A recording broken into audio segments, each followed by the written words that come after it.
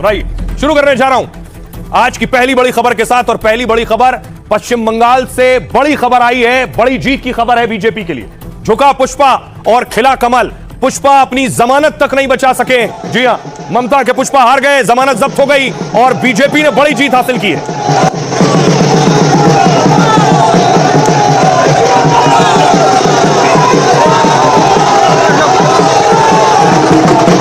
देखिए जरा, फालता में लोग खुश हैं, लोग पुष्पा पर सवाल उठा रहे हैं, पूछ रहे हैं पुष्पा से सवाल। है वो पुष्पा है, पुष्पा जो पुष्पा है वो फूस हो गया और आम आदमी का जय हो गया। पूरा गुंडा राज चल रहा था, पूरा पुष्पा राज चल रहा था। 2026 में वो पुष्पा राज खत्म हो गया, पुष्पा राज भूस हो गया और अभिषेक बनर्जी का जो टाउन था वो न्यू टाउन हो गया।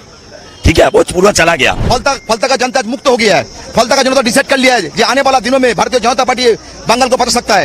ये नतीजा भारतीय जनता पार्टी का है, उससे ज्यादा है फलता का जनता का है। पुष्पा है, पुष्पा जो पुष्पा है वो फूस हो गया। देखिए जरा, पुष्पा के लिए कितनी बड़ी जीत है। अब मैं आपको दिखाऊं, रिजल्ट आ गया फालता का।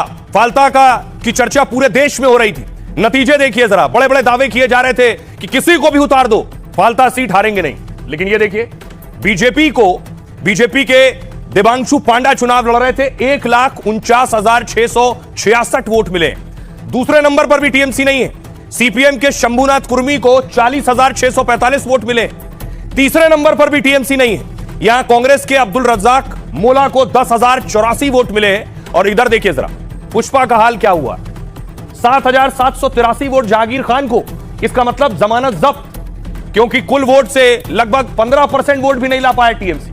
अब मैं आपको बताऊं इस हार के मायने क्या है, पुष्पा के हारने का मतलब, और कैसे शुभेंदु ने इसे जीत में तब्दील किया।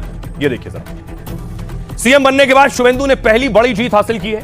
ममता के भतीजे के गढ़ में बीजेपी ने परचम लहरा दिया। फालता सीट पर बीजेपी ने 1 लाख से ज्यादा वोटों से जीत हासिल की और इससे पहले कोई पार्टी यहां से इतने वोटों से चुनाव नहीं जीती।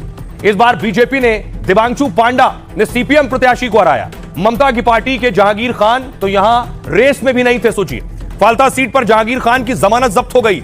जहांगीर को बीजेपी से 1,41,883 वोट कम मिले, जबकि बंगाल के नतीजे आने से पहले टीएमसी जीत का दावा ठोक रही थी। टीएमसी का गढ़ होने के चलते अभिषेक ने तो बीजेपी को चैलेंज किया था, कहा था बीजेपी अपने सबसे बड़े नेता को यहां से चुनाव लड़ा ले। अभिषेक ने यह तक कह दिया था कि वो 10 जन्म में भी जीत नहीं पाएंगे। फालता विधानसभा सीट डायमंड हार्बर लोकसभा में आती है। अब डायमंड हार्बर लोकसभा सीट से फिलहाल ममता के भतीजे अभिषेक बनर्जी सांसद हैं। अभिषेक की सीट पर किए कामों को डायमंड हार्बर मॉडल कहा जाता है। टीएमसी डायमंड हार्बर मॉडल को विकास का नया मॉडल बताती आई है, लेकिन बीजेपी ने डायमंड हार्बर मॉडल ध्वस्त करने का दावा किया। फालता में पहली बार जीतकर साउथ 24